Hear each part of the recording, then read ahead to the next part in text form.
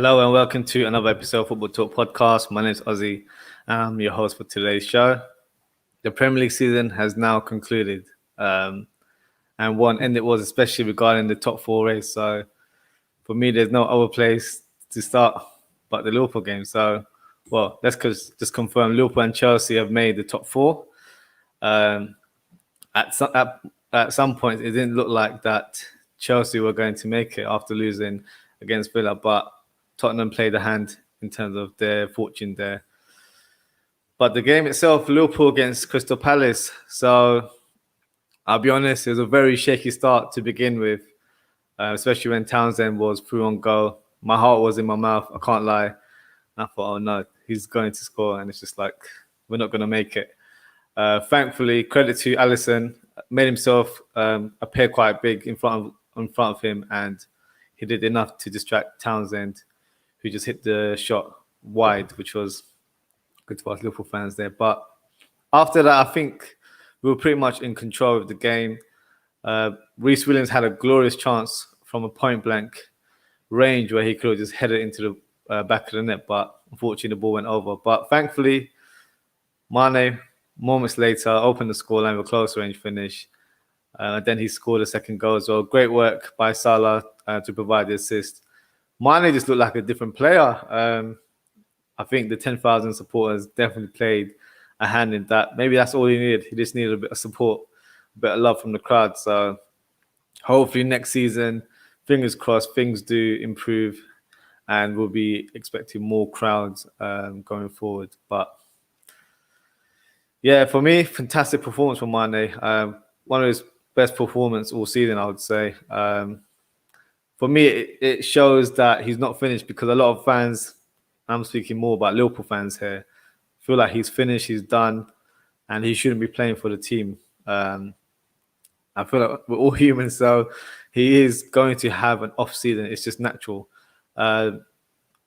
All kinds of factors in terms of why he hasn't performed to his highest level. He did contract COVID early on in the season, so that definitely played a part in terms of his health. Lack of confidence, lack of form. So it's just one of those things. It does happen to the top players. It's just not Mane that's all of a sudden not looked a shadow of himself. So yeah, I hope that puts to bed any of those kind of views regarding Mane, because for me, excuse me, he's still a fantastic player, and I'm looking forward to see how he performs next season. Salah, very unlucky not to score, unfortunately. Had a few chances, especially one in the first half where beautiful right-footed touch and shot it on goal. I think he was expecting the goalkeeper to move, so it would have been easier to kind of just slide it through the corner, but it just wasn't to be. So I was really hoping he'd score just so he could get that golden boot, but nevertheless, I'm sure he's over the moon about qualifying for the Champions League. Excuse me. One player for me that really stood out was Thiago. For me, he had a phenomenal game. He produced some exquisite passes. If you watched my episodes before, you know how I feel about Thiago. He's been one of my favorite midfielders, God knows how long, since his Barcelona days. So I'm really excited for next season in terms of how he performs, because I feel like you'll see the true Thiago next year. So definitely excited regarding that. But just want to put into perspective where Liverpool finished third in the Premier League. Possibly, I think it was around March, we were 8th. So there was no chance in terms of most Liverpool fans, even including myself, just thought we're not going to get top four. It's just unrealistic. We're too far away. It's not going to happen. And just have a look at the season that we've had. We've had most of our team in hospital, where we've had numerous injuries. Like the worst thing that you could imagine actually having for Liverpool, pretty much didn't have a defense department. And we had to play our youngsters, including Reece Williams and Phillips, he's not a youngster, he's 24 years old, but he was pretty much on the fringes of the squad. So yeah, in terms of the season that Liverpool have gone through, it's just mental the way it's ended, and I have to say it's a massive achievement for Liverpool Football Club and for Klopp. And I'm so proud of the boys because I didn't expect us to get top four. 8 wins and 2 draws in the last 10 games. That really cemented our position in the league. People label us as the worst champions, but I know we're 17 points behind Man City. But last season when we won the league, they were the current champions and they were 18 points behind. So just put it into perspective, when Man City didn't win last year, it was regarded as, oh, they just had a bad season, or Liverpool were great. This year we were labelled as the worst champions. So just put it into perspective in terms of how you see it in that way. But yeah, for me, I'm excited about next season. I'm just happy we've got top 4. It may change the transfer strategy. Who knows? There's already strong rumours regarding Ibrahim Konate actually signing for the club this week. So if you believe the rumours, we'll see how that goes. I'm not going to speak too much about it right now because it's still speculation at this stage. But from what I've heard, it's quite close to being a completion the next few days, apparently. So, but yeah, for me, ecstatic about the result. I was on such a high throughout the game, and I came to realize as well that Gini Wijnaldum is leaving. So for me, this is, I'd say, a bad decision from the club, in my opinion, because he's a player that has been so reliable. Forget in terms of his availability, because he's pretty much ever present. But you know what to get from Gini Wijnaldum. He gives 100%. He controls the midfield. He might not be scoring as many goals as he does for Holland, for example. But for me, he has a different role to play with in comparison to when he does for international. And he plays it so well. So for me, it's a disappointment because I've followed his career since PSV days. So it was actually when we were managed by Rafa Benitez, we were linked with him. So ever since we were linked to him, I've kind of pretty much followed his career. He used to be a right winger and I played left wing. And then when he came to Newcastle, pretty much similar, but played more as a number 10. So when we signed him, I thought, he'd be a good squad player. I had no idea Klopp had him as a controlling midfielder, as a number 8 or even a number 6 at times. And for me, he's just been fantastic. So I'd like to just say thank you to Gini in terms of what he's done for the club. Klopp couldn't have said it better in terms of our success has evolved around his legs, his lungs, his heart, and his brain. He's just been fantastic for us, and he's a pivotal player in our success in the last few years. So for me, he's been phenomenal. He's a club legend, Liverpool legend in my eyes. I know a lot of fans have different opinions regarding that, but that's my opinion there. So, but in terms of FSG, a bit disappointed that they couldn't extend his contract because, from a business standpoint, it probably would have made more sense to keep him on an extension rather than buying another player for 30, 40 million and then paying for their salary, which would have been the same kind of level. So, FSG are known to be a bit tight with their money. So I would have thought that would have been something they would have rather have done, but it is what it is in that regards. But in terms of Liverpool, for me, it's going to be a difficult job to replace Gini Wijnaldum in the squad. There's not many players that can do what he does. Bissouma's been quite highly linked with the club. For me, I do rate him, but I feel like there'll be a number of clubs after him. I think he's shown glimpses of his quality. So I'm sure Man City, Manchester United, even Arsenal will be linked. I don't know if Arsenal get him, but a lot of teams have been linked with him this summer. So we'll see how it goes. But yeah, so for me, just to wrap up the Liverpool match, fantastic result. Great send-off for Gini. And I think it was well-deserved in terms of how he performed. So yeah, I'm ecstatic. I'm not probably showing it as much now. Yesterday I was, but yeah, over the moon about the result there. But we can analyse the other games as well. So Aston Villa, for me, I'll be honest with you, I wasn't hugely surprised with this result because it's a home fixture for Villa and in front of their fans. It was never going to be an easy fixture.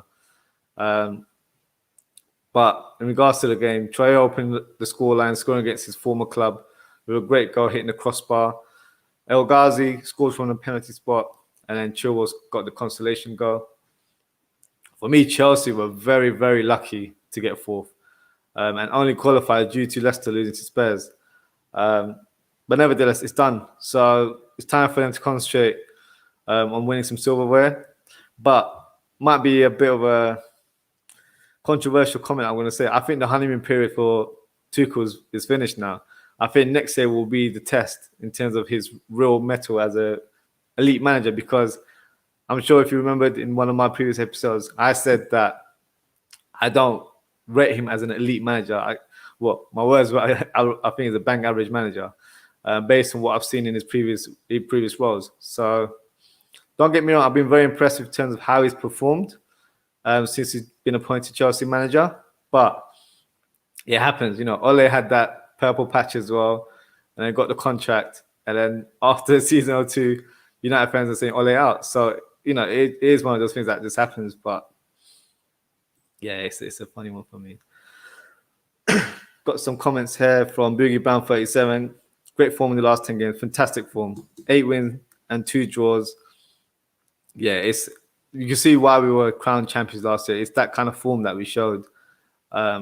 To finish third was just, for me, unthinkable. I think we'd probably just about get top 4, but to say third is fantastic for the team. So it's a good moment for Liverpool and Liverpool fans, because it's been a tough season. Trust me, it's been a roller coaster ride for all of us. So a comment here from Awaken Rose: we are signing Newhouse. That is one player I've actually heard really strong rumors about. So I'm doing a special episode this week regarding Liverpool transfers. So he's actually someone that I'd like to speak about highly. So tune in this week. Just keep up with my social media, and then I'll confirm the date and time for that. Another comment from Boogie Brown: Chelsea don't put away their chances. Yeah, that's been the tale of their season. I don't want to put it on one player, but Werner has not been the signing that everyone had thought. It's a tricky one, because I do think he's a good player, but maybe the type of football doesn't suit his ability in the team. So he likes to play more on the shoulder of the defense, whereas I feel like the way Chelsea set up, he's expected to hold on to the ball and then pass it around the pitch and try and get everyone else involved in the play. That's not really his game. So that's one reason why I feel like it hasn't quite worked for him. I think the pace of the Premier League has probably shocked him. And the aggression, the way we play in English football, is not what he's used to in Germany whatsoever. So who knows? Next season might be the season where we see his true capabilities. But I'll be honest, when Liverpool were linked with him, I never really saw him as a proper number 9. I thought he's better as a wide forward. So if he was to join Liverpool, it'd be to rotate with Mane and Salah, not really for Firmino, because I don't think he has that ability to drop into deeper positions and have that kind of play. So for me, not to put it on him, but you've got other strikers like Abraham, who's actually, I believe he's the top scorer at the club, and he's hardly played. So he maybe should have been given more of a chance. Giroud as well. Whenever he plays, he performs fantastically. So, but I'm pretty certain that they will be going for number 9. Question is who? We spoke about this last week about Haaland, but I think everyone wants Haaland. So can't see Harry Kane going there. That'd cause chaos in London if that ever happened. But you never know. We'll see how that pans out. Another comment from Boogie Bound 37. Tuchel needs to put his own stamp on the team in terms of players. So that will be a factor in terms of his recruitment for the summer. So maybe he'd want to recruit different type of players, because I've never seen him play a back 3 in his previous teams as well. So maybe that's the new way that he wants to implement next year. Or it might be 4-3-3, 4-2-3-1, but better players in certain positions. So yeah, we'll see how that goes regarding that. So the next match, Leicester City and Tottenham. Yeah, this was a bit of a crazy game, to be fair. And I'll be honest with you, I think Spurs bottled it. There's no other way of putting it. I'm sorry. I feel like they should have had top 4 beforehand, let alone rely on this last game. And they got us to such a great start. 2-1 up, Vardy converting 2 penalties. Harry Kane scoring. That's what he does best.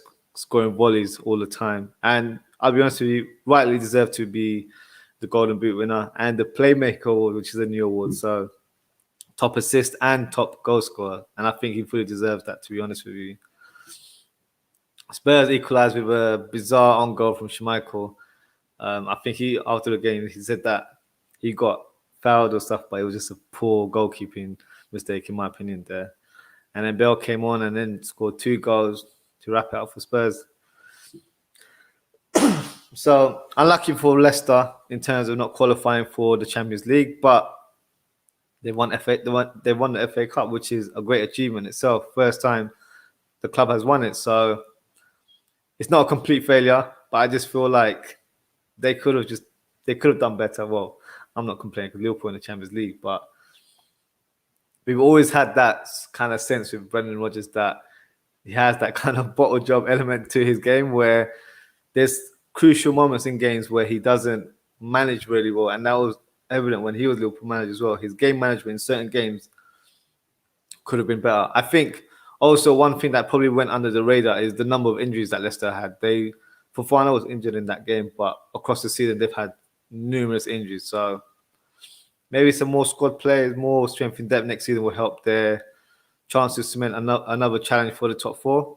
We'll see how this summer goes. But in regards to Spurs, who have qualified for the first Europa Conference League, I don't mean to. I don't know if that's a good thing or a bad thing. So I don't know if congratulations are in order here. Spurs fans, let me know. I'd love to hear from you. But yeah, for me, yeah. I don't know what to say. Because I know Arsenal fans didn't want it, and I'm sure Spurs fans didn't want it. It's just kind of like you just have to deal with it, I guess. But I can't even say it's European football because they'll be playing against teams in God knows what countries in Europe. So, yeah, I don't know what to say. But yeah, well done, Spurs. Regarding the Europa Conference League qualification there. But my conclusion for the season. Well, Man City crowned champions and fully deserved. Honourable mention to Sergio Aguero, who played his last game for City and scored 2 great goals. His first goal, I love that goal. So simplistic and like just makes football look easy the way he scored that. And that header, he shouldn't be scoring headers like that, but phenomenal player. And Pep kind of revealed that he's going to Barcelona, which you all knew, but it's pretty much a done deal. So, and I think he deserves that move. He'll be fantastic there. And they're making some good moves, to be fair, because Memphis Depay apparently is linked. I thought Gini Wijnaldum would have gone there as well, but apparently there's strong rumors coming out today that he's linked with a move to Bayern Munich, which is an interesting move. So, and he fully deserves that move as well. So, yeah, regarding Aguero, phenomenal career. And for me, excuse me, he leaves the Premier League as one of the most lethal finishers in history. That's how I see it. Unbelievable player. Good luck to him in his next adventure. Excited to see how he performs in Barcelona. Manchester United finished second. Good season for them. I have seen online, Twitter is not always the best place to get your kind of confirmation about how a team's doing, but some don't seem happy about second. For me, it's an improvement from last season. So you have to take what you have, I think, in terms of where you're finishing. Maybe they could have done better in the Champions League, but it's a knockout tournament. It does happen. You do get beaten by good teams in the league. So yeah, there's no shame in that regards. Liverpool finished third and Chelsea fourth. So these were the 4 teams that I actually had as my prediction. Not in that order. I said Liverpool win the league. Obviously, that didn't happen. But from my viewpoint, I think the teams that were top 4, well, Liverpool's form helped them get there, but I think it's deserved. Sadly, we have to say goodbye to Fulham, West Brom, and Sheffield United, who have been relegated. But excuse me, got a bad cough today. But we welcome Norwich, Watford, and hasn't been decided yet. The playoff final is this Saturday between Brentford and Swansea. So I would love to see Brentford in the league, to be fair. I'm a big fan of Ivan Toney in terms of the way he played, proper lethal finisher. Yeah, it'll be an interesting final this weekend, so I'm looking forward to that. But yeah, fantastic season. Feel like a drag at point, especially being a Liverpool fan, but yeah, fantastic overall. So I will quickly do my team of the week as I normally do. So let me just get the screen up for you guys. Okay. So I've got quite a few team sheets to show you. So this is just for the week itself. So quickly go through this. So Edison, clean sheet, winning 5-0, but great penalty save later on. Target, got an assist that helped Traore score. Kufal for me has been one of the good signings for West Ham and very underrated. And he got an assist as well. You've got Semedo, who scored over the weekend. And my midfield, I've got Mane, 2 goals. De Bruyne scored a fantastic goal. His first goal was great. Willock on the score sheet again. I've been saying this for weeks. He needs to get another loan move at Newcastle. I think if Arsenal take him back, it'll be great, but he needs to be playing first team football. So for me, that's key for him. Thiago, mesmerizing performance from Thiago. Bell, probably his last performance for the team. We'll see what his future holds in the summer. And I've got Aguero and Kane up top. So yeah, I'm sure that's probably a decent sort of team of the week there.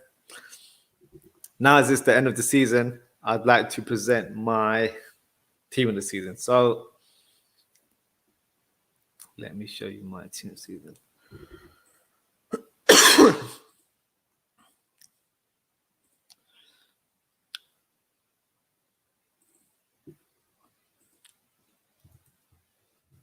So here is my team of the season. So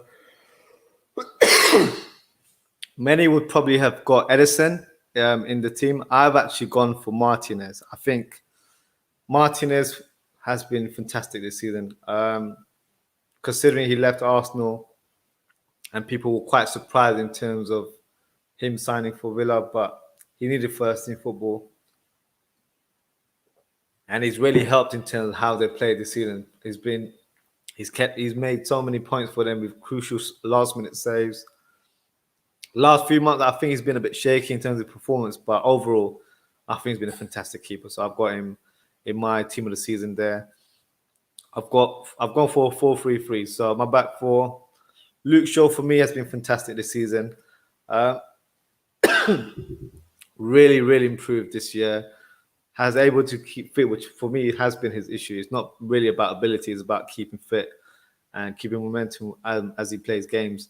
But he's been fantastic. So I feel like, in terms of left back position, he's had the strongest season, hands down. My 2 centre back pairings, you can't go around Diaz and Stones. Diaz, fantastic signing for City. For me, unexpected in terms of how he's performed, because I watched him play for Benfica in the Europa League, and I thought he was quite an aggressive player. Might not be suited for the Premier League in terms of how he plays. He might be a bit too rash in terms of his overall play.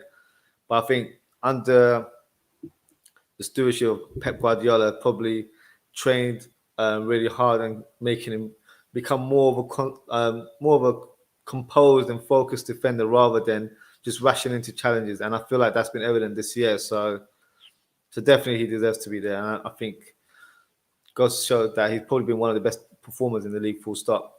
And then you've got Stones. For me, most improved player in the league, if I have to be honest with you. He probably wouldn't have been anyone's first choice start of the season. He's kept out Laporte most of the team most of the season as well. So, and then he's formed a formidable partnership with Diaz. So, for me, fully deserves to be in that lineup. And Cancelo, for me, I've been really impressed with Cancelo. plays right back, left back with ease. Doesn't even look out of place, especially when he plays left back. For me, top signing, top player. Has chipped in with a lot of assists, a lot of goals as well. So fully deserves to be in that team there.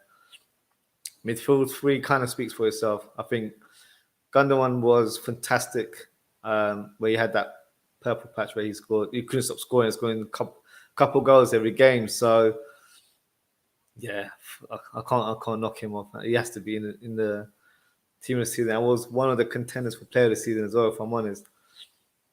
De Bruyne as well, even though he was injured for 2-3 months, has played a pivotal role in terms of Man City's success this season. Excuse me. And Bruno Fernandes, same goes regarding him as well. Fantastic for Manchester United. Numerous goals, numerous assists. Has been pivotal in terms of how Manchester United have played this season. So I don't think there's any debate regarding that midfield. Up front, I think Gary Neville and Jamie Carragher had it different in terms of what Fidel played. For me, Salah has to be there. No Liverpool biasness there whatsoever. Second top goal scorer, and has definitely helped Liverpool cement that top four finish. Without his goals, yeah, we'd probably be around mid-table where Arsenal are. So that's why has to be there. Harry Kane, there hasn't been a better striker this season. Top goal scorer, top playmaker as well. You know, that was an award until last week. So fully deserved. And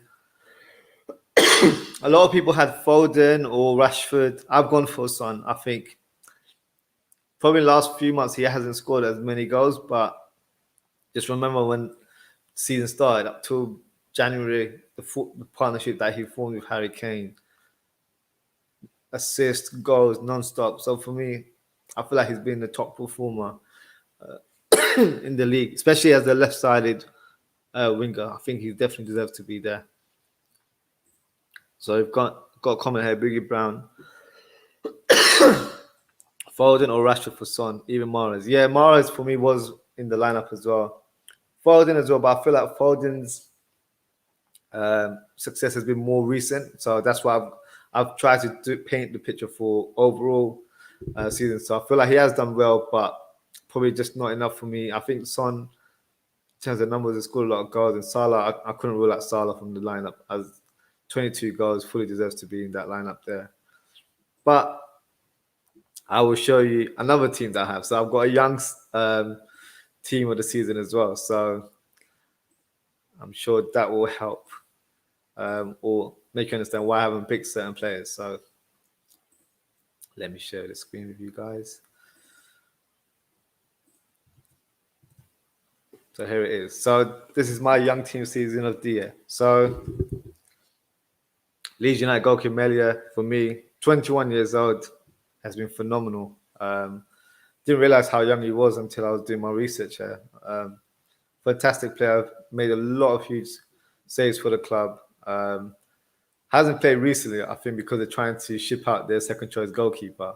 So it's no reflection of his performance or form or anything like that. But for me, he's been a top performer for Leeds United and one of the most consistent performers as well.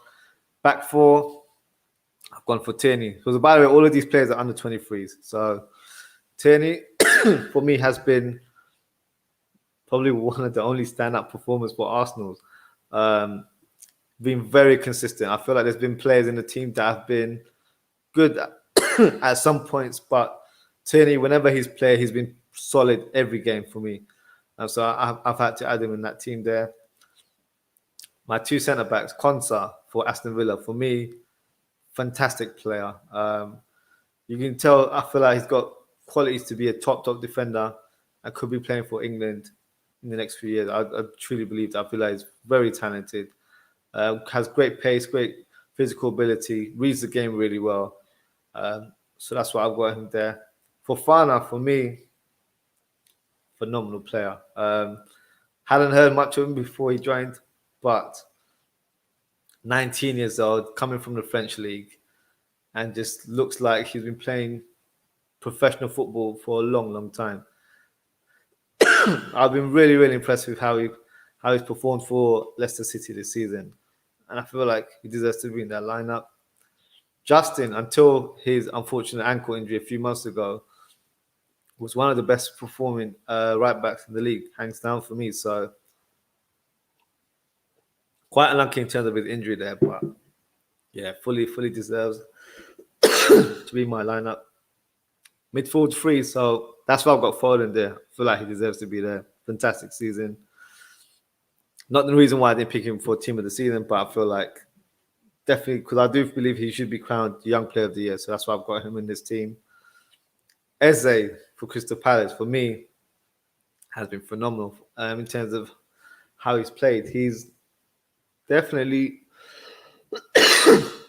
revolutionized their midfield because they were so predictable in terms of how they play.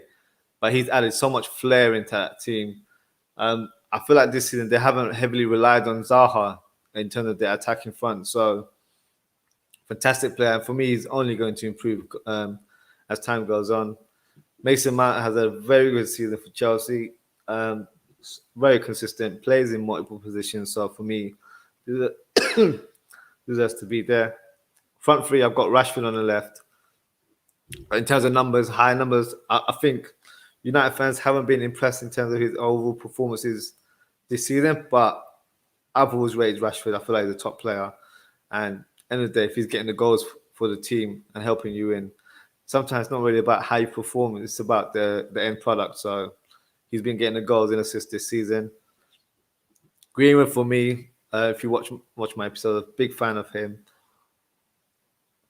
Has shown some great form in the last few months. Great player, great finishing ability, left foot, right foot, can do everything. So that's why I've got him there. And you've got Ferran Torres. So for me, I'd seen a lot of him for Valencia the season before, predominantly a right winger, but this year he played on the left, played as the number 9 at times as well, and just doesn't look out of place. And I feel like he's someone to look forward to next season because I feel like he's just going to get better and better. So that's my team of the season there. So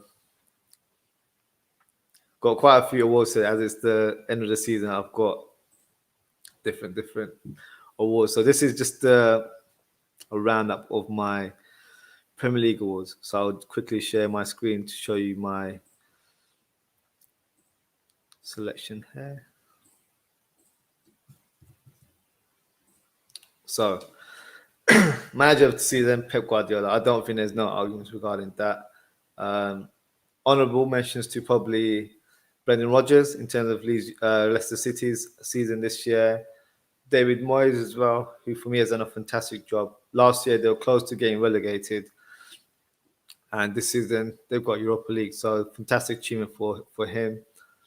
Even Jurgen Klopp, terrible start in terms of what Liverpool went through, injury crisis, and managed to finish third in the leagues. But there's no way around it. I definitely feel like Pep Guardiola deserves it. And I feel like before I joined the show, he's been crowned LMA Manager of the Year, so fully deserved in that regards.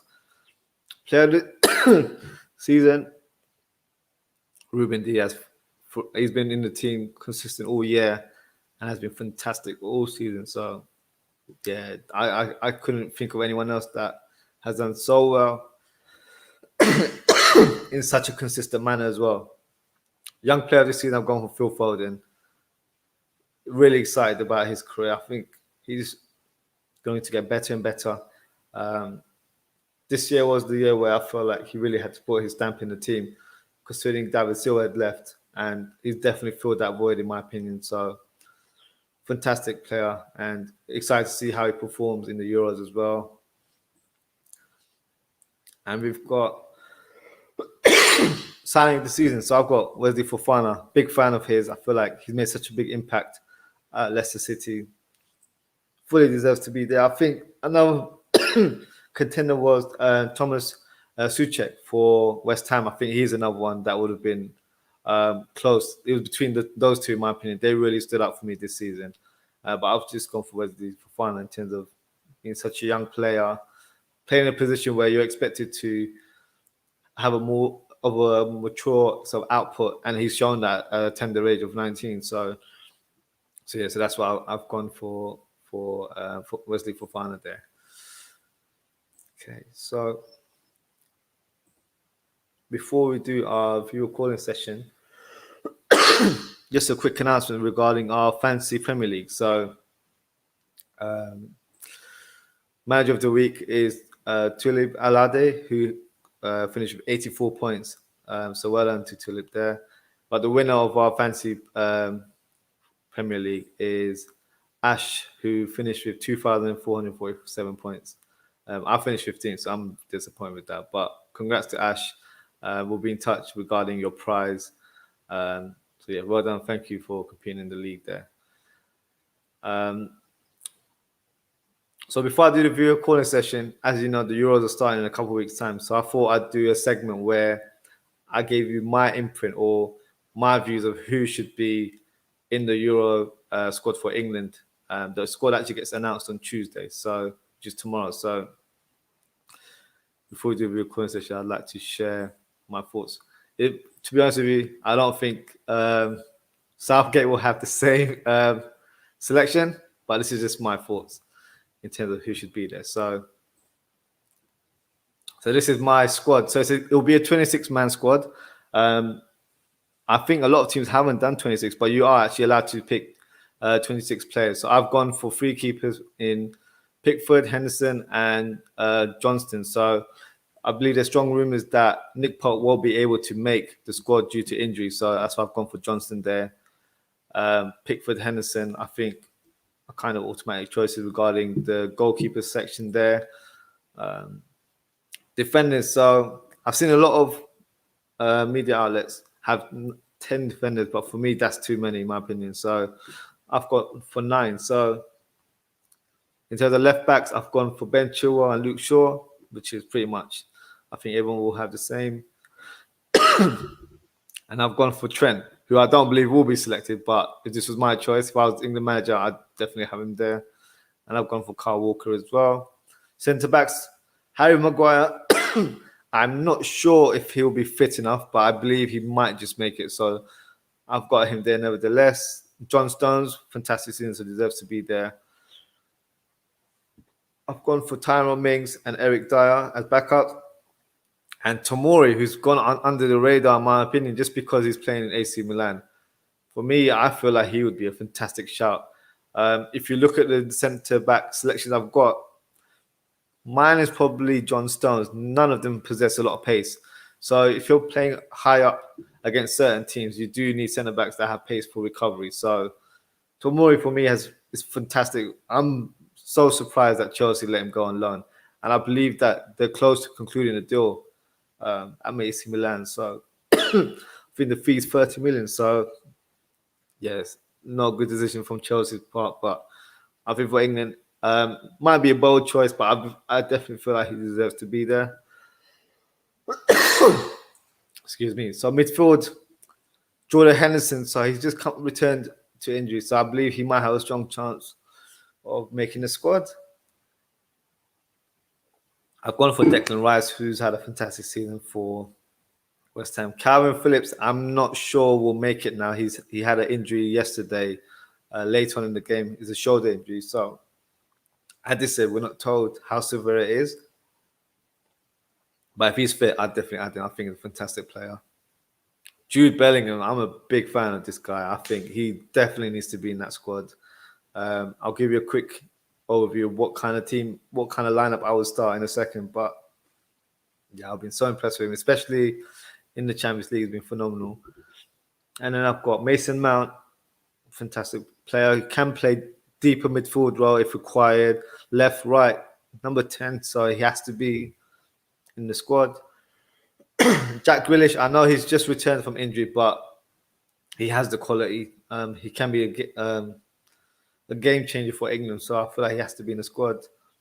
Madison, same concept.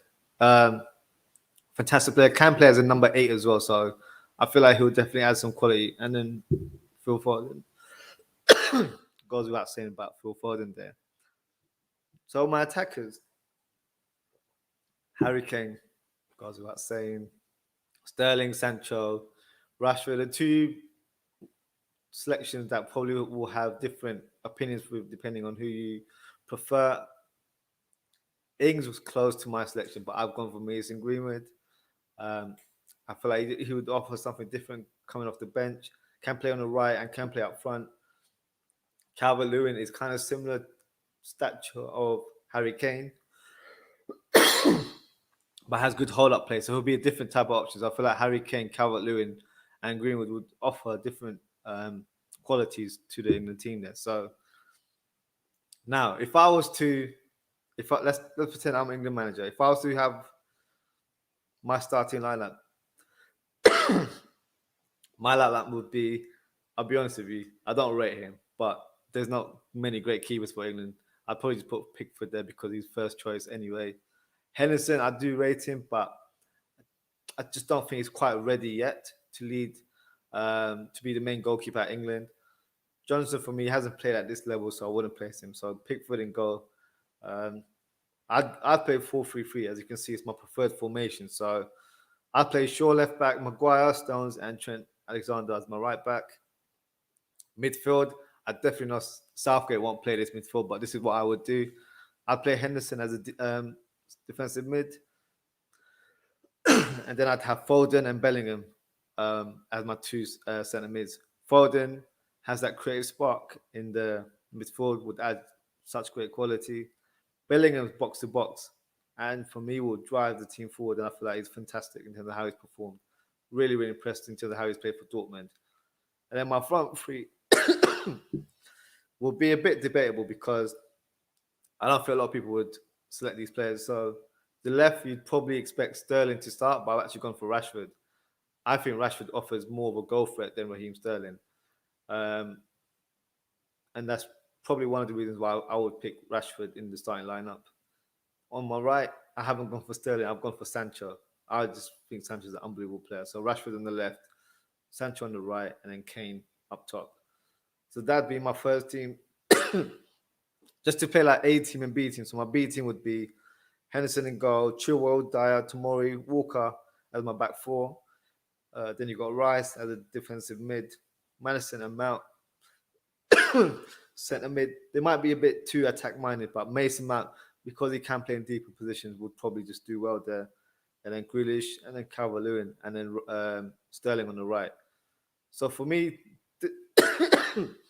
this squad would offer different options, different formations. I know Southgate tends to play 3-4-3, so that can be done as well. But it would just mean that certain players like Madison and Phillips and Greenwood wouldn't get in the team. So let me know what you think in terms of this selection. But we'll see what Southgate announces tomorrow. But I don't think it'll be as bold as this. If I was to make a prediction regarding Southgate, I don't think he'll sign. I don't think he'll select Trent Alexander-Arnold. I'll be honest with you, as a Liverpool fan, I don't really care. I'd rather he go on holiday, recharge his battery, and go raring for next season. So that would be my personal preference regarding that. I don't think he would go for Tomori, unfortunately. And he'd probably go for a safer option like Michael Keane from Everton. I don't think he'd go for Greenwood. I think he'd probably go for Jesse Lingard in that position. A bit more experience, can play left and can play on the right. So I think that's what he would do.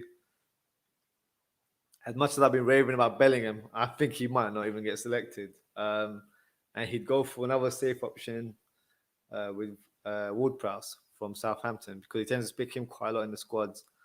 As you can tell, I don't view Southgate as an adventurous manager, and I think he'll pick a lot of safe players just for the sake of it. Slightly controversial one. I don't think he'll go for Grealish either. I think because Grealish has been injured for the last few months, he might tend to go for someone that's played or that has been more ever present.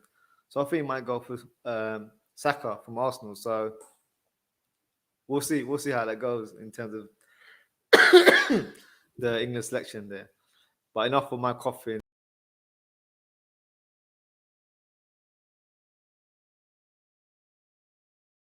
If you're calling, is with Sid. How's it going, Sid? Can you hear me? Yeah, I lost you there. Sorry. How are you? I'm good. So I lost myself there. Oh, how's it? How's How's it it going? going? Yeah, not bad. The floor is yours. What would you like to say? No, it's just been a good season, really. I think that it's been, how do I say it, topsy turvy. I think it's been one of those ones where you don't know what was going to come of the season. Admittedly, I was a bit disappointed that Liverpool made top four. Yeah, but disappointed from a personal level, but you Oh can't yeah, say yeah, yeah. victim. No. But I'll be honest. Like, I wasn't rooting for them to make top four, but you got to give it to them. Hats off to them. Yeah, Man City again. They had a really good end to the season, considering where they were. What back end of December. yeah, They've really climbed up. I think a big disappointment for Leicester because I think I was looking at it. They spent the most days in the top four. yeah. At 200 odd days, I think it was. Yeah, and then that was like just close to double of what Man City spent, which is a shame. But I think the blow is lessened because they won the FA Cup. Yeah, But no, it was a good season, and I think the end where fans were allowed to come into the ground helped a lot. yeah. So that was really really nice. But yeah, I must admit, I'm not this England team. It's a baffling one because I think on paper you know who should be picked, Yeah, but you know who's at the helm of this team, yeah, Gareth Southgate. So it's just like, he's got his favourites, and even I was listening to what you said about Tomori, and I think he should definitely be a shoe-in because I'm not saying that I watch it, vividly, but how well he's been doing in AC. he's definitely helped the team. Obviously, they were able to get top four position over the weekend, so Yeah, he's actually looked really good in the games I watched him. So, yeah, and Maldini is the guy that recruited him, so he's no slouch there. He knows how to defend. So I'll exactly. take his judgment over Southgate any day. Exactly.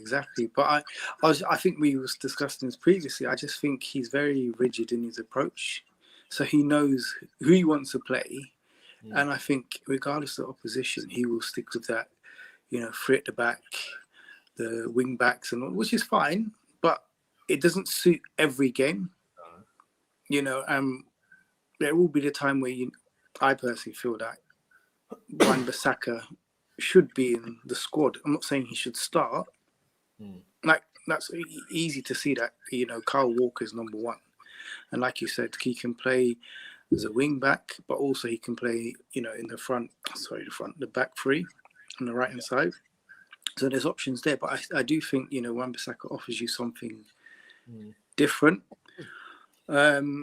But yeah, it's an interesting one because you see how I think football in general is changing with the whole. Some of our players that we grew up with, like Ramos, he wasn't even included in the Spanish team. Benzema's had like the fairy tale ending. There's a lot of people saying that, was it the right thing for him to go back and all of that, considering what's happened or happened to him. I think he only went back to prove a point, Yeah, and he saw that they won the FA Cup, World Cup. So, there's a chance that he could win a European Championship. And I think his career warrants a major championship internationally. yeah, I agree. And he's what, 32 now or 33? I think it's 33 now. Yeah. So, no, I mean, props to him for he's led Real Madrid's line for the last 10 years. Yeah, And that's no easy feat. no, not at all. I mean, to do that at Real Madrid, where there's so many world-class strikers available. So much pressure as well to lead that Exactly. line. You see it with Hazard. He's come in and I don't know what he's doing. He's just flopping left, right, and centre. But He's just no, enjoying that Tyler right there. Trust me. That's exactly. what he was getting that abuse when he joined. That he's overweight, so Yeah. he's enjoying that Spanish lifestyle probably. But But I don't think he's as serious as the Messis, the Ronaldos, the But did you Neymars. really put him in that bracket? As in you personally, did you ever put him in that bracket? No, I never, because Yeah. it's one thing doing it for 1 or 2 seasons in the Premiership, but he deserved his move to Real Madrid. That goes without saying. But I would even put Gareth Bale as he made a bigger impression. Of course, he won 4 Champions Leagues, but he actually did something. Yeah. Just Hazard has just gone on his 150 million price tag. Yeah. And they're probably looking at it and thinking, why on earth did we spend so much on him? Yeah. He looks like half the player he used to be. Yeah.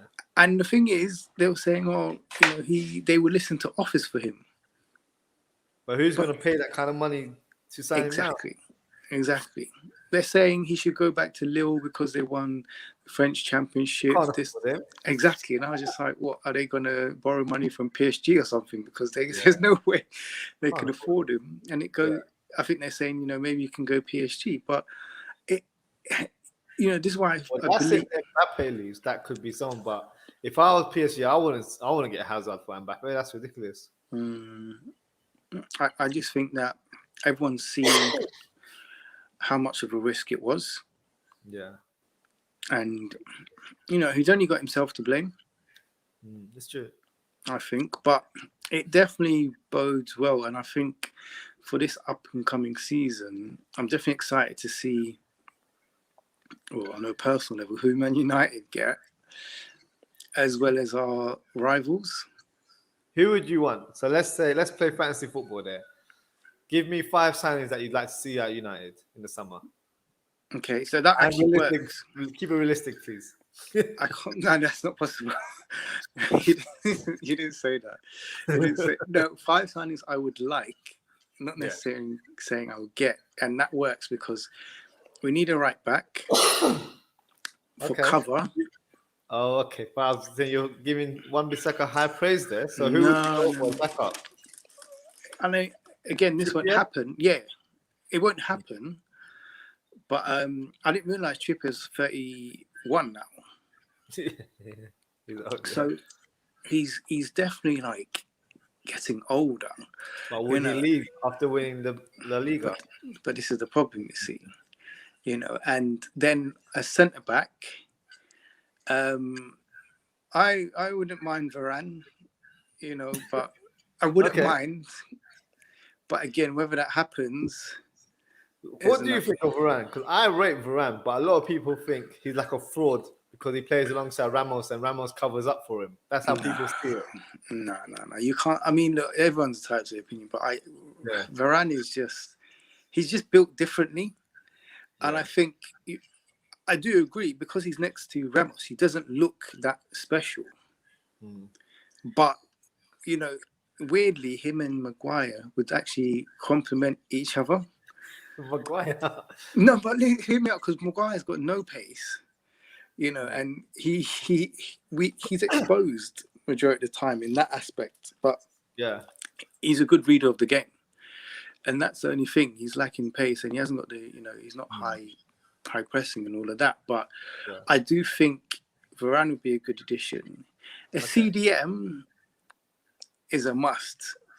Because your favourite player, Fred, I don't know what he's doing. Oh, Sid. How are you going to put that on the show? When you were doing Team of the Week, you kept putting the Team of the Week. So I know you met him in London somewhere. He became your bestie all of a sudden. He's terrible. He's not Brazilian. No, he's a fraud. He's a fraud. He lied on his thing. He's not Brazilian. How many times have you heard him speak? I've never heard him speak. That's what I'm saying, because he can't expose his real identity. But no, but I don't know who I'd get. I mean, Kante. Give me Kante any day. Give me Kante and I'll be happy. But let me give you a name, Declan Rice, because he's been linked with you guys forever. Would you take him? I'll take him above Fred and McTominay. Of course I would. But I don't. But let's say for 80 million, because English players are inflated in this country. So no, I wouldn't. I wouldn't. I just think he's a good player, but I don't think he's the real deal. I don't think he's going to be like, oh yeah, Rice is there, so we've sorted out the centre of midfield. It doesn't make sense. Like he's just got the praise because he's English, but I don't think he's the missing piece. Like it will be where he has a few good games and then he goes injured or he goes missing in one or two. He's not built add for quality, but I don't think he's the guy. No. Right winger, then Jaden is coming, of course. I've had a few words, so he's saying that. Yeah, he's saying, he'll sign it just before the Euros, isn't it? Because he just wants to. He's got time on his hands, yeah. But no, he'll be my right winger, and then up front, it's either Haaland or Kane. Obviously, who would you choose? Kane is leading that race at the moment because he's more experienced and he knows what the Prem is about. Yeah. But Haaland has got years on his side, and also I don't think it will matter where Haaland goes. He's just that type of player. I think he could. Any team that he goes to, he'll fit in. Any team. Yeah. You work your team around him. Yeah. That's how good he is. I mean, Germany, what was it, 41, they said, this season? He's one of those, he could go anywhere. Yeah. He's got pace, he's got strength, and he's 20? Yeah. He's a year older than Greenwood. And Green was the generational talent as well, so.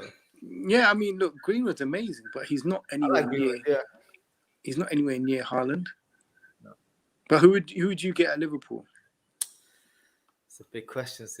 I'll be speaking more detail this week, but centre back we definitely need one. Mine we need two, to be fair.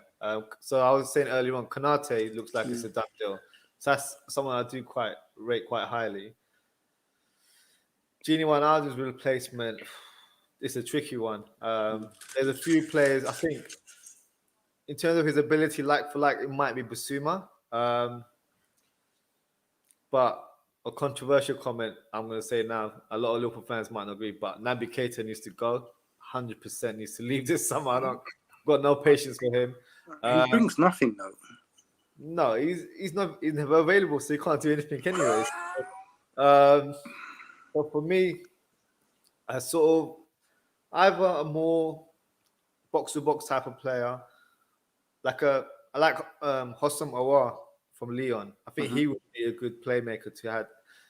Question marks about his defensive capabilities, especially the way Liverpool set up their midfield. So one of our guys who made a comment earlier saying Neuhaus is a player that's very highly rated in Germany. So that's the type of sign I think Liverpool would get. Up front, I want a number 9. I don't want like a player no false 9 or like a squad player that can play on the left or on the right. I want someone that can score goals. There's a few I have in mind. There's one striker on PSV I quite like, Marlon for PSV. For me, the top finisher. Actually used to play for Arsenal as well. So that's someone I'll rate. But there's a few out there. So that would be the areas. And you say Danny Ings as well.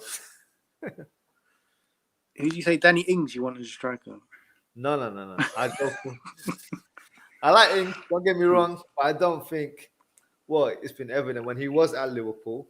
I think this is for a lot of players actually, like Naby Keita, who's always injured. Who else is there? There's other players that don't seem to stay fit because they can't keep up with the training regime at the club. So that high intensity training doesn't suit a lot of players. And I think Matip, who's a good player, is one as well who might be leaving the club. So I think there'll be a good few signs at Liverpool. So it'll be interesting to see how that goes through. No, it'll be interesting. I'm definitely maybe Mbappe, mate. You never know. Mbappe, you never know. I can't hear you. Sorry. You never know. Champions League. We got Champions League now. No. So where else is he gonna go? Real Madrid can't afford him. He wouldn't go to Liverpool. That's one thing I can. Kane is going to City, 100%. I hope not. But if he goes to City, it's game over. Well, no, if someone gets Mbappe. Well, it's not going to be Liverpool, that's for sure. He's not going to be United, no. No. But we're not looking for him, so I'll throw that. I'll be honest. I don't think it's realistic, but a man can dream, isn't it? So. No, let's see. Like you said, anything can happen, and if you sell one of your magic front three, then that could free up. I hope that's not the case, because I wouldn't want any of them to be sold. To be fair, so. Yeah. So let's see. But this definitely this upcoming season is something to look out for, and the Euros I'm going to be watching avidly. So bring it on, man. Definitely. I think Europe will be quite exciting. We'll see a lot of young talents there. So exactly. Exactly. Well, thank you, Sid. Thank you for joining the show. No, thank you very much. Appreciate it. No problem. See you soon. Take care. Right, take care. Bye. So we've got another caller as well. We've got Michael Brown here. How's it going, Michael? How you doing, Ozzie? How you doing? You all right? I'm good. How are you? Not too bad. I mean, what a season, eh? It's come to an end. What a season. What's your thoughts on the season overall? Well, again, taking up on Sid's point, I mean, it's you have to remember something. It's a COVID tournament. Let's just call it that. I mean, a lot of teams were affected by having no crowds.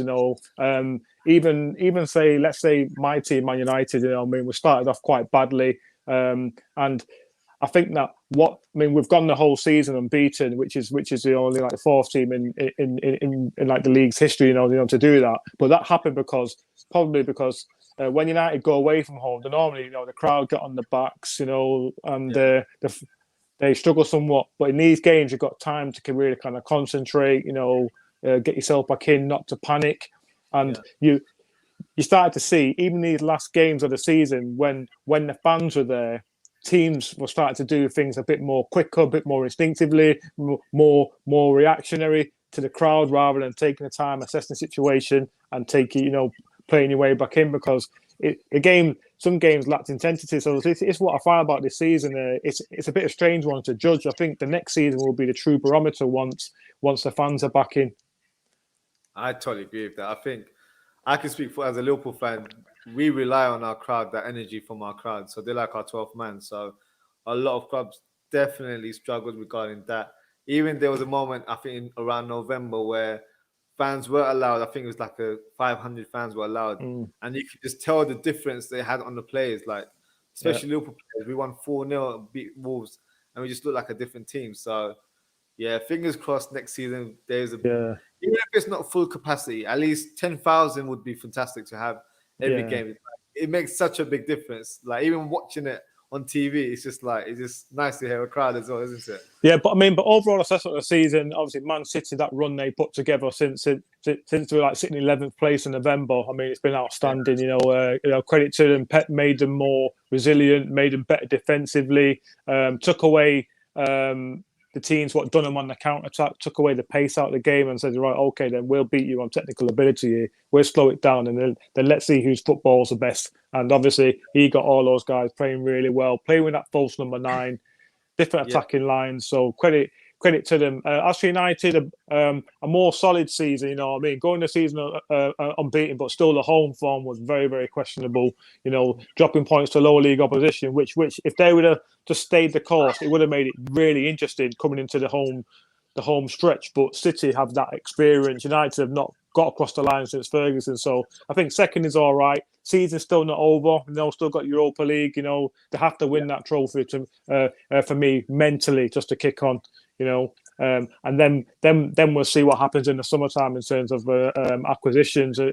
More likely, I think Kane's going Man City. I think that's a bolt-on. The Haaland's not going anywhere this year because that's a 150 million buyout clause. Next season will be the scramble because it's 62 million.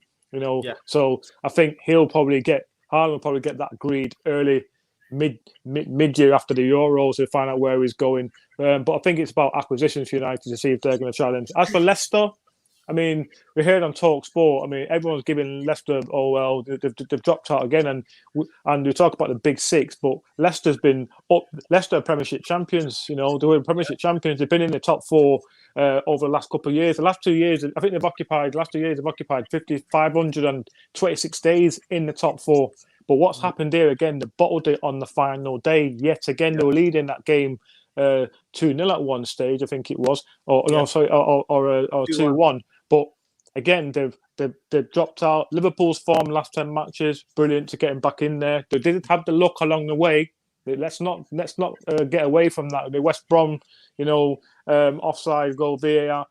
Alisson's wonder header that could have flew over the bar. It could have been a different story, but you know what? You make your own luck as well. So you have to give him credit. West Ham, great season, and then obviously the rest were all kind of like mid-table and so forth. But I think overall, it got more entertaining in the back end. Because even partway through the season, it was like watching training matches at some stage, and I thought this is not right. But it'd be interesting now because we're going to have a end day. Everyone's played every 3 days. Now you've got a European tournament coming, and then the Premiership's going to start again. So there's going to be a hangover again. So it's about who makes the fast start, which will be interesting next season. If you make the fast start and then you can stay there, you're going to be in with a shot. 100%. I totally agree with that. In regards to reinforcements, you mentioned earlier on, same question I was asked. If you could choose 5 players to sign for United, who would they be? Well, I think straight away it would be probably Sancho right wing. I would prefer Haaland, take him right now because of youth. But I think in terms of Premiership experience, United need Harry Kane. Because there's no point buying Haaland if you can't supply him with the width. They really need crosses coming in the box, what United don't do. So that's where Sancho has to come in because his remit will be take a man on, beat a man on the wing, but get those crosses in and contribute off the goal line because Mason's done all right on that right-hand side, but at times he hangs out of the box too long. And I like to see him just replicate what Salah, what Mahrez, what Sterling do all instinctively, and that's just getting themselves 10 yards into the box because now you're in the right spaces. Anything that comes to the far stick, you should automatically making that run. You saw this weekend the young boy Ilanga who made his full debut. He was always inside Nue, the Wolves wing back, left back. He was always inside him. He made that run 3 times. The first one, he miscontrolled it. Second one, he got himself in the box, shuffled his feet, and just didn't compose himself. And the third one, he had a bullet header. He was in the right spaces, and that's where Mason can pick up. But this is where United need that person out there. I think a central defensive midfielder. I've always said this: a player who can control the match from the base. That's what United are missing because it will free up everyone else. This player needs to be able to tackle, needs to be able to take the ball off the defence and say, I'll distribute it. Because what happens is your Lindelofs, your Maguires are always the one bringing the ball forward. Yeah. And then the United midfield, including McTominay and Fred, are always the wrong side to collect that ball. So you've got the opposition as number 10 in front of that defence. You've got their midfield in front of United midfield. And so that pass is always difficult. So you're looking at Pogba, you're looking at Fred and McTominay to go and take the ball. And there's no point United buying Declan Rice because I don't think he's an improvement on McTominay. I think McTominay's got more energy than him, actually. We need someone who can control it. So I'll looking at maybe a Basuma if you're looking at Premiership players, and Ndidi. Kante will be the one, really. But if I go look further afield, possibly maybe Verratti, Paredes, someone who can be comfortable on the ball. That's what you need. But then it's definitely got to be a centre-back. You talk about Varane, but I think Varane's full of mistakes, me personally. And I look at his physicality, I'm thinking, can you handle a Chris Wood at Burnley, on those kind of nights? And I'm thinking, I'm not so sure. I think you may need someone a bit more robust. But then looking at Pau Torres as well, there's an audition coming up on Wednesday, Seth Botman as well. So, but I think they need someone who's quite quick. Me personally, I would go for Fofana. That's who I would go. I'll go and buy him straight away. That kid's 23, knows how to play in that back four, and resilient as well. Knows the Premiership. So first and foremost, I'll probably go for him.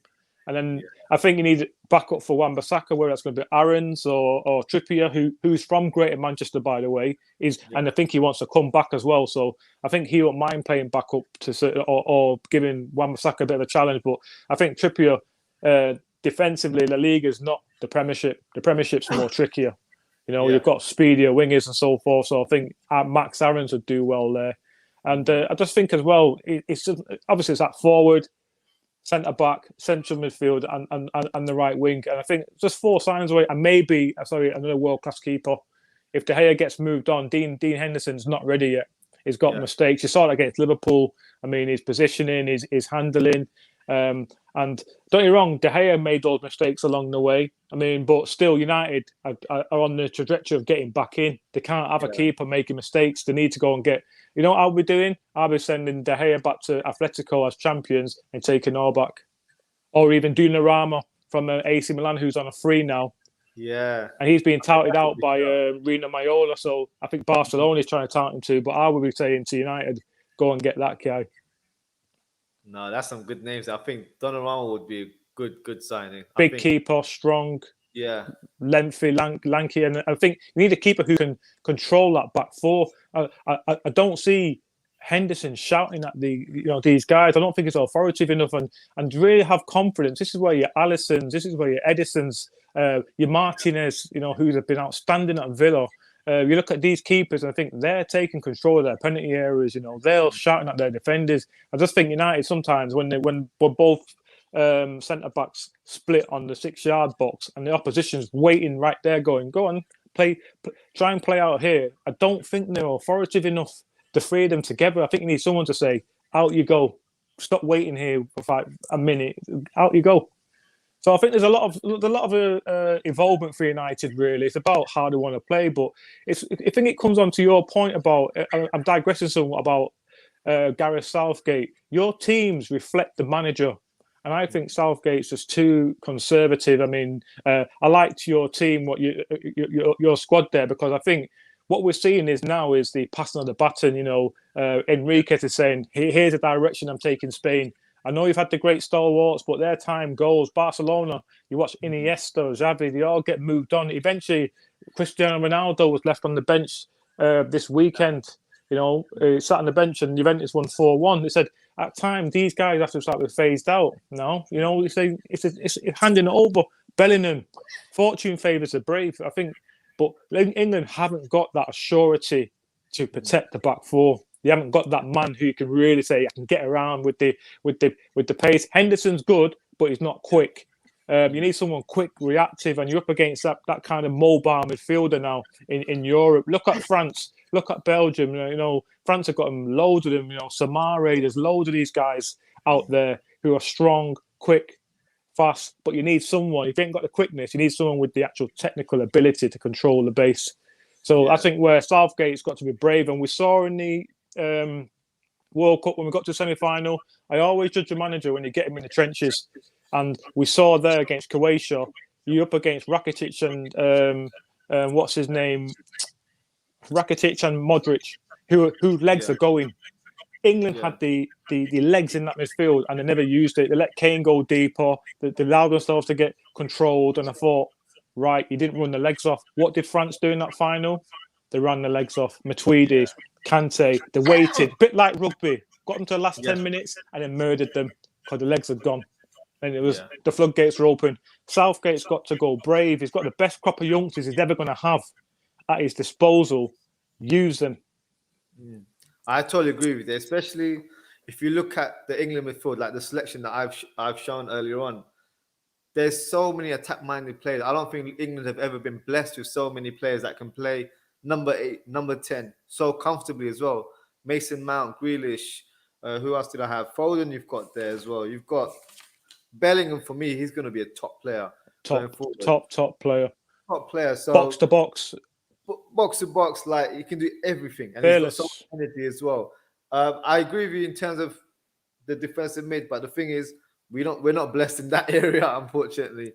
So Henderson is the one that can only do anything for the team. I think Declan Rice, good player, but I don't think he has that authority in midfield.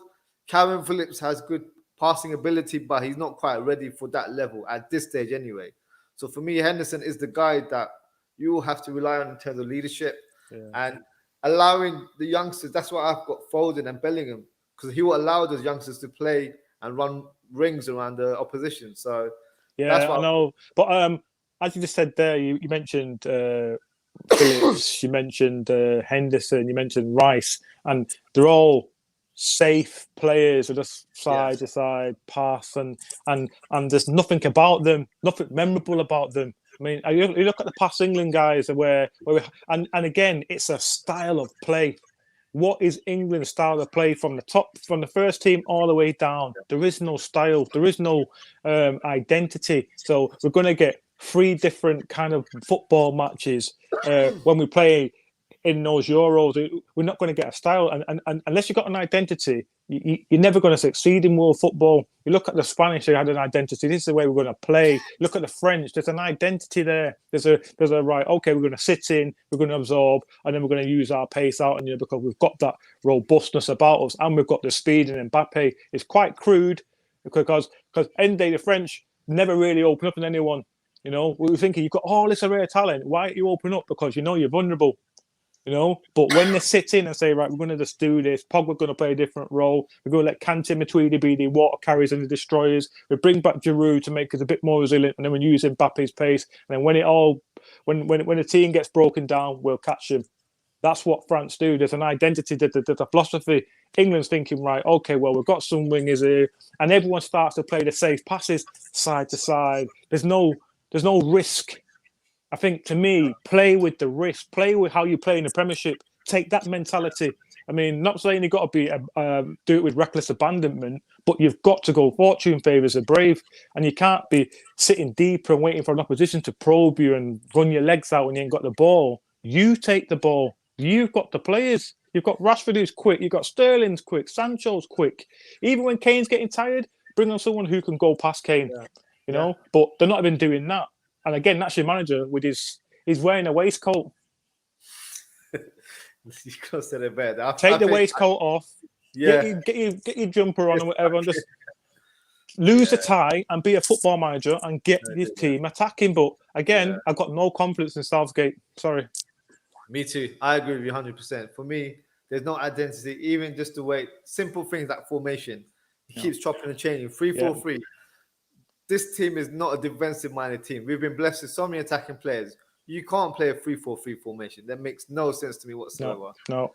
4-3-3 is the one where you have one central defensive midfielder, box-to-box midfielders, and then we're blessed with wingers. Do you remember back in the day we couldn't even have a left winger? Like we were struggling we used to put Scholes out wide. We never had any player that could stretch teams like that. Now we're blessed with so many players, and for me, we're just playing such negative football. Like, the setup is just not. Got to be Sancho, got to be Rashford. I mean, get out and out wingers. Tackle these fullbacks. Because I guarantee you one thing: those fullbacks are going to be asking your wingers questions. They're going to say, "Well, you know what? Right, you may want to stay up here because you play this 3-man attack in your clubs, but we know you've got tendencies not to tuck in and protect your right back, whatever. So we are very adventurous fullbacks. We're going to keep coming up this pitch." So all of a sudden now we're going to knock you out because you will have to drop in because you got that tournament mentality, right? Okay, we've all got to be safe and we all got to do the right things, but then you're not doing anything what you were picked in this team for, and that's attacking. That's challenging him and pinning him back and making him think, right? Okay, I'm good going forward, but I'm not a great defender, and this guy's asking me. We never ask those questions, and this is what England need to start doing. Kane's better when he's got service coming in that box. Crosses coming in, first time whippage. This is why I think Trent needs to go. He's not the best defender, but he can play Trent in that midfield three. He's a very good guy technically on the ball. Don't ask him to defend, but you've got Reece James, you've got Kyle Walker there if you need to. You've got resilience people who can say, right, okay, I'm just going to stay and defend. But leave. Trent has to be in there because who's going to deliver those kind of balls in what Trent does? Trent is the only one who can whip in a ball like that first time and catch people in transition. If otherwise, it's going to be a slow build up. And then can Sancho actually beat anybody from a standing start? To say, okay, because when people play that rigid format, I say, right, we know England, they're going to overcommit. If we play possum, they're going to think they're in control, and then we're going to catch them at the other end. Yeah. It's about tactics. It's about being smart. And as Southgate got a tactical nous, don't let the World Cup fool you. They had some easy matches there. But when they played opposition of real credibility, they just got past Colombia. And in Croatia, let the chance go. Yeah, I agree. I don't have faith in Southgate. To be fair, I think he's a very negative manager. Just from the way his tactics are implemented, like he's not making use of the squad. So, and the saying goes, the best form of defending is attacking. So that's what we should be doing as a team, actually attacking teams and making them fear us because we have a lot of quality players in our team. We have players like Trent, who for me is one of the best right backs in the world. You've got Rashford, scores lots of goals, great speed on the left hand side. Sancho for me is going to be a top player. He's like a generational talent in my opinion. I think he's an amazing player, and the sky is his limit in terms of what he can achieve. Kane is arguably one of the most lethal finishers in world football right now. The Yes, talent yes. is there. The talent is there. So defensively, okay, we probably don't have the best defenders, but it's not really about having best defenders individually. It's to defend as a unit. Harry Maguire and Stones can do the job. It's not a problem. It's just the way we're set up. I think it's too negative in terms of our approach. And that never suits a team that has so much quality because you're basically inviting the other team to attack you. They probably aren't as good as they should be, but they will put that pressure on you and it just puts you one line behind. You know You what, can't Ozzy, attack. to sum it all up, you've got Yeah. probably your best generational talent you've had for a long time. Have you got your best generational talent manager leading them? No. You need someone who is really, forward thinking, like someone who thinks like maybe like a Klopp or maybe like a Guardiola, that kind of mindset. But it could be British or someone who's got that resilience to say, this is where we're going to play, but we're going to play with this, front foot style. Someone brave. I mean, you got to have that bravery. And I look at this and I think I'm not too sure. I mean, you've got a corridor manager who's a meeting room manager who looks the parts. Sounds great. Great for the media, great for the cameras. But if you look at world football, Gareth Southgate would not walk into any top managerial job. So why is he walking into that one? But one thing you got to give him credit for is he's got the team unified in terms of its outlook, in terms of how it socializes, how it comes together, the ethos. Before it was too splintered. That's why that great generation never succeeded. They had really good footballers, but they never had cohesiveness and togetherness. That's what Southgate's done here. But now he's got to go that one step further. A bit like Ole Gunnar Solskjaer, he's got United playing in that way again from mentality point of view. But he hasn't got the next thing to kick him on and say, I need you to be tactically great. That thing to say, punch through. At the moment, it's still yet to be answered. But you know what? This could be the summary. It happens because there is no standout team in world football at the moment. I mean, you look at Belgium and France, you're thinking they're pretty strong because of their talents at their disposal. But are they the ones who get across the line at the moment? Only French, have won the World Cup, but they're not playing champagne football. This tournament is very, very open. It's open. No, I agree. It's very open. It'll be very exciting to see how it ends up. So yeah, I'm looking forward to the Euros this year. But Michael, thank you for joining the show. Lovely speaking with you. Welcome. And we'll definitely catch up soon. Take care. Cheers. Thanks. Cheers. Thank you, Michael. Take Bye. care. So we've got one more caller on the line. So we've got Madison, an Arsenal fan. How's it going, Madison? How are you? Good. How are you? Good, thank you. The floor is yours. What would you like to say? Good. Can't complain. You hear me okay? Yeah, I can hear you good. Okay. All right. Great. So what do you think of the season? Your thoughts on it?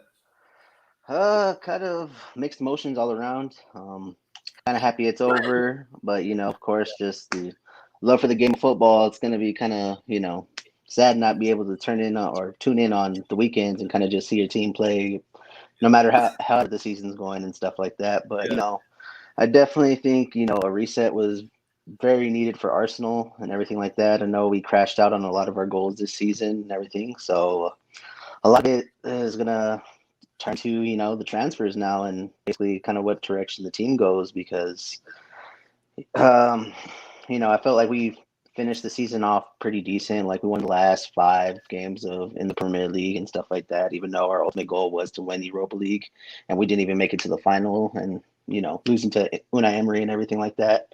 It was kind of disappointing in itself and everything, but overall, it is what it is. But this is the kind of the position we're in now. We got to figure out which way we turn from here, because the teams that are above us in the table right now, they're gonna keep getting stronger and everything like that. So we can't continue to keep falling behind. So it's a crucial it's a crucial summer for us, and and a lot of stuff is not in our favor. Like we can't offer transfers, European football or anything like that. So it's going to be tough. So I think like we're going to have to shell out some cash to at least make it be like free to come here. Like it's tough, man. It's life as an Arsenal fan, especially just kind of looking at the landscape. It's just like everybody's just going to get better, and we're kind of stuck in the same place, or it seems like season in or every season. So I just definitely want to just see how these transfers go. There's a lot of people that we have, on our radar and everything like that, and I think we're kind of going for more of like, not necessarily like the lower level players, but like more of like players that are kind of more under the radar, might not be the top, prospect on a lot of people's lists. Like, we've, been linked with like people like Basuma, Buendia and stuff like that. And from what we've seen, they're quality players and stuff like that. But, we're looking at the players more in like the $30 to $40 million range compared to like people are all, oh, maybe we could get Haaland or maybe Mbappe's a possibility. You know what I'm saying? Like that's not, that's not the place Arsenal are in right now, even though we tend to think of ourselves as a big club and everything like that. But, coming to reality, this is where we're at. And it's just kind of tough, kind of just being on the sideline and watching it unfold. But, I'm just here to support the team, and hopefully, we get some, good transfers in that are kind of going under the radar and that could actually help us, on the pitch and kind of us move forward. Do you have any faith in the owners in terms of investment? Do you think there will be a lot of transfer money available for Arteta to strengthen the team this year? What are your thoughts on the owners' approach regarding the transfer market?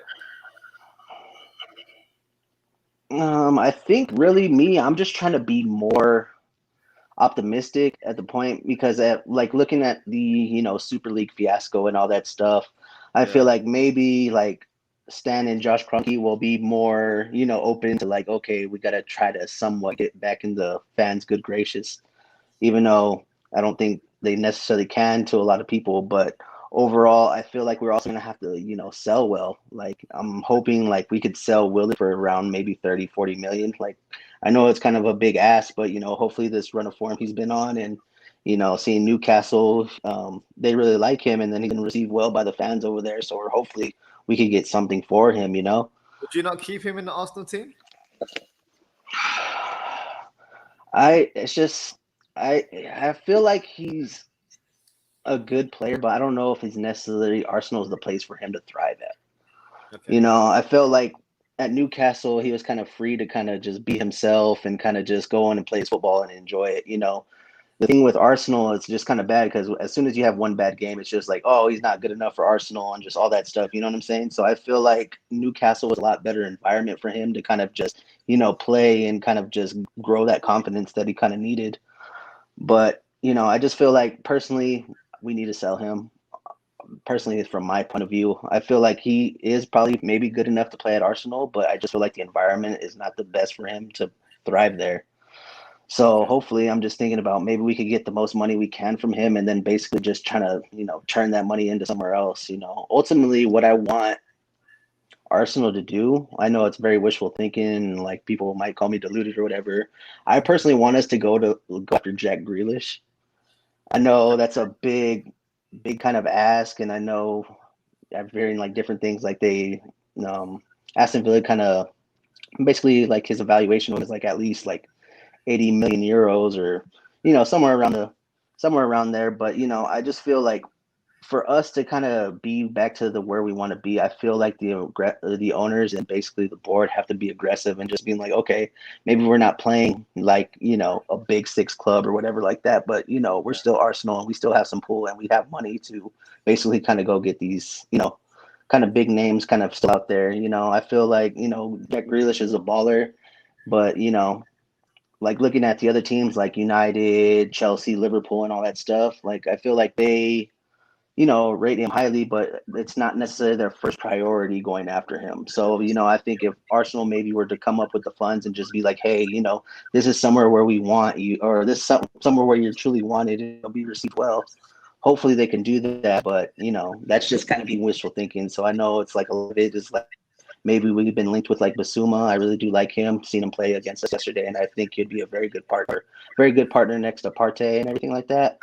Buendia is another one that we've been linked kind of since, the last transfer window still. So hopefully maybe that could come out. I know they're still going to have talks with Real Madrid regarding Odegaard, maybe just making him stay a permanent deal, but it kind of just depends on who comes in because Zidane's going to be leaving. It's just a lot of variables and just a lot of stuff's up in the air, but I just feel like we have to do something. Like we have to do a lot of things. Like we're just going to keep getting behind, and that's what's kind of scary about it. Yeah.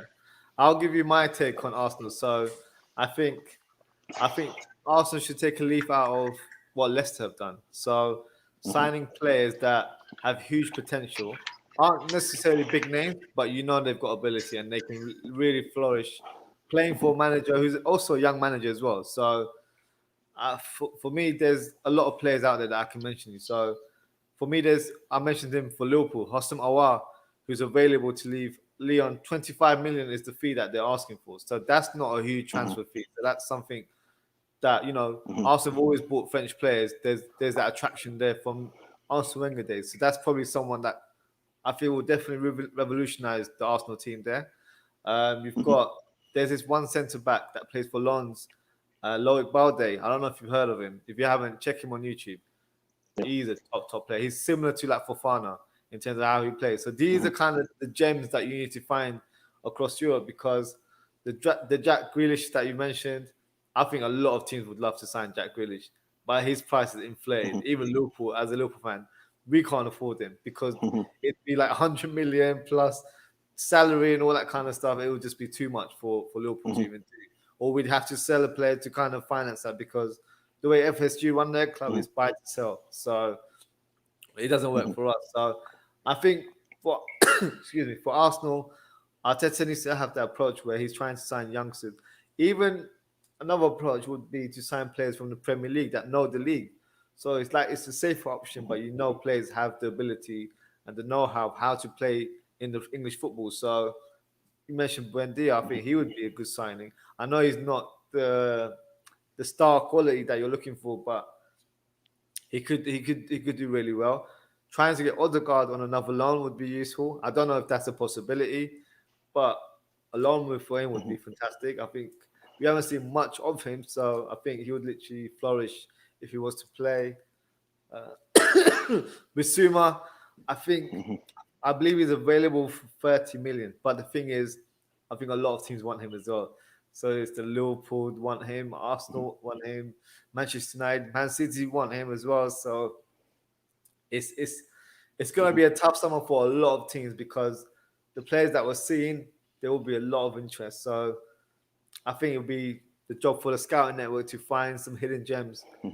And even in the Euros, you never know. There might be a young player that might just stand out, and you'll be like, wow, Arsenal could go for him. He plays for a team that's in Austria, or because Liverpool been linked with Patson Daka, so a Zambian striker.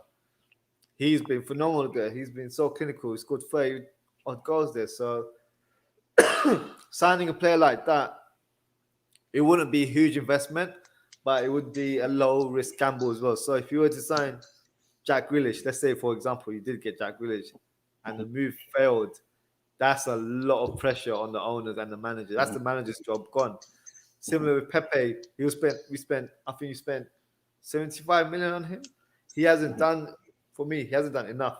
He has shown good form in the last 10 games, but it's too late, too little, too late. So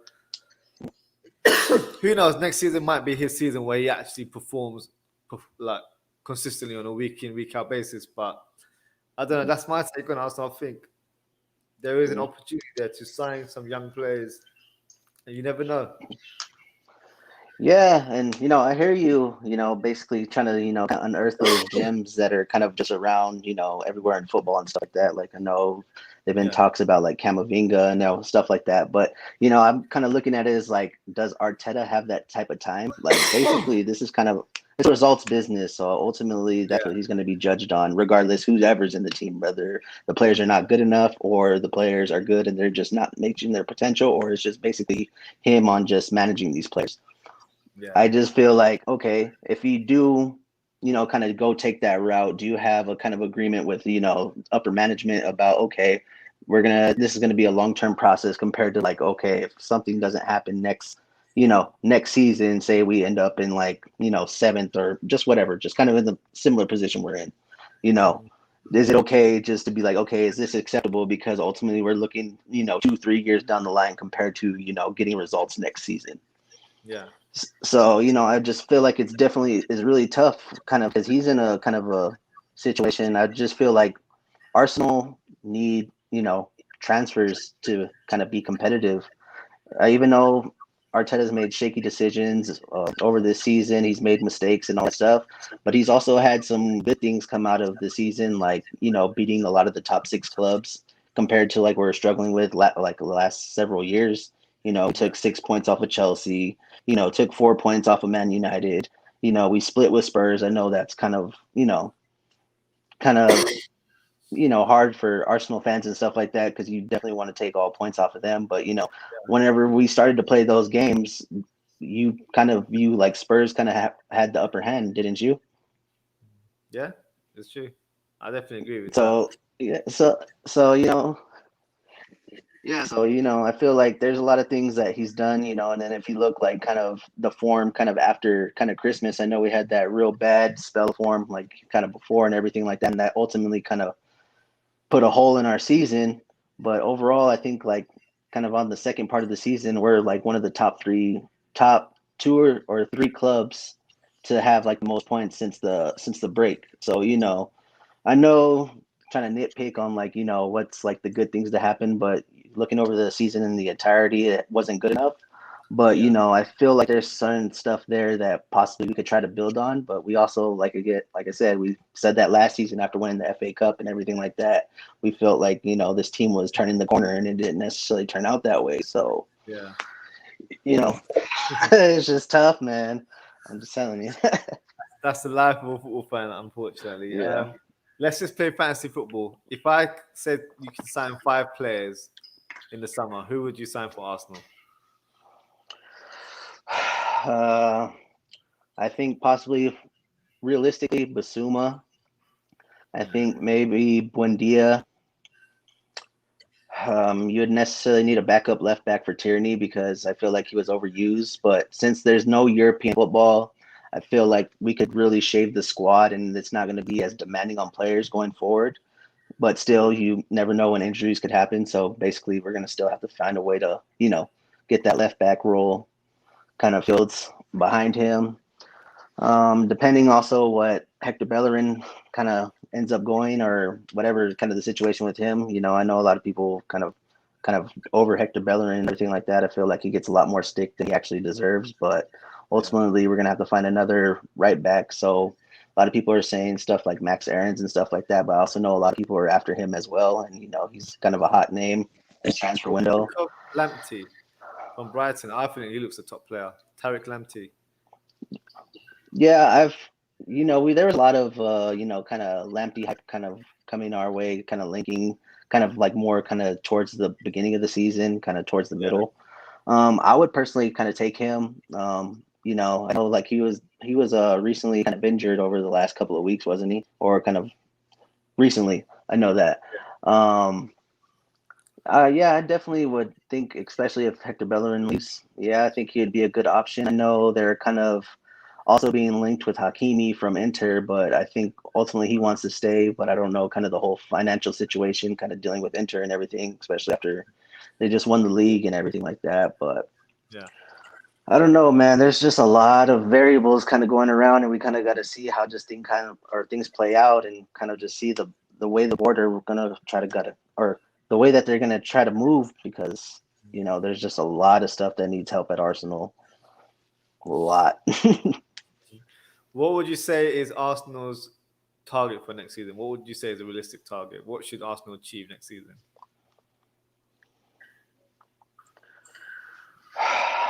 I would say, honestly, I think it would be Europa League, because I just feel like Chelsea are still going to be strong. They're going to be there, and they're most likely going to, invest in the summer more. Liverpool are still way better than us. Man City are definitely way better than us. And, I think, probably, I don't know, Leicester, even though they kind of bottle things at the end of the season and stuff, they're still run really well, and they're always kind of in the mix at the end. So it's kind of tough. So I really think it's honestly Europa League football, like as much as that kind of sucks to say and everything like that, but I think that's kind of, kind of where we're kind of going and kind of where we're at. Like, of course, we're going to definitely try to push for top four and everything like that. But if it doesn't necessarily happen, I wouldn't just be like, oh, the manager's not good enough or whatever's not good enough. It's just kind of where we're at.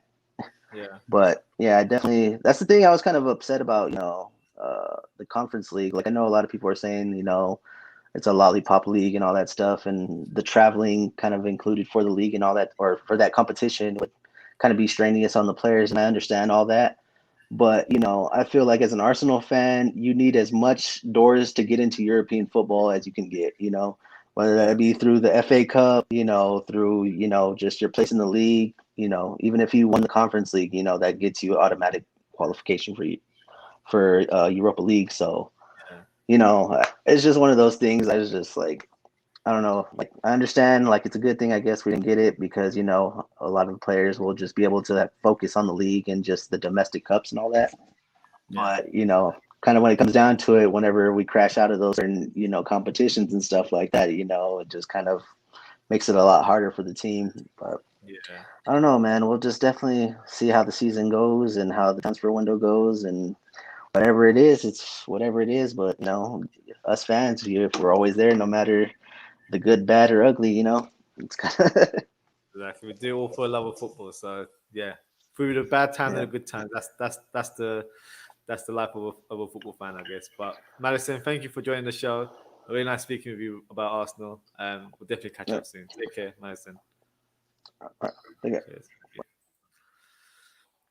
So that was Madison, the Arsenal fan. But yeah, so that pretty much wraps us up for today. As I mentioned earlier, Liverpool fans, well, all fans, but I'll be doing a special transfer episode this week. So follow me on Instagram at ozzie.ftp, or you can follow me on Twitter at ozzieftp. I will confirm the date and time of when I will be releasing that video. The season has concluded, but in terms of content on Football Talk Podcast, we're still going to go keep going until the summer. So I will be doing a preview episode on Wednesday, the 9th of June, just to give you my take on the tournament itself, players to look out for, teams to look out for in terms of potential winners, who might be dark horses in the tournament. We'll have a good session where we can just talk about different things regarding the Euros. So I'm certainly excited to watch that tournament there. If you've enjoyed watching the episode, if you tuned in today, please don't forget to like and subscribe to our channel.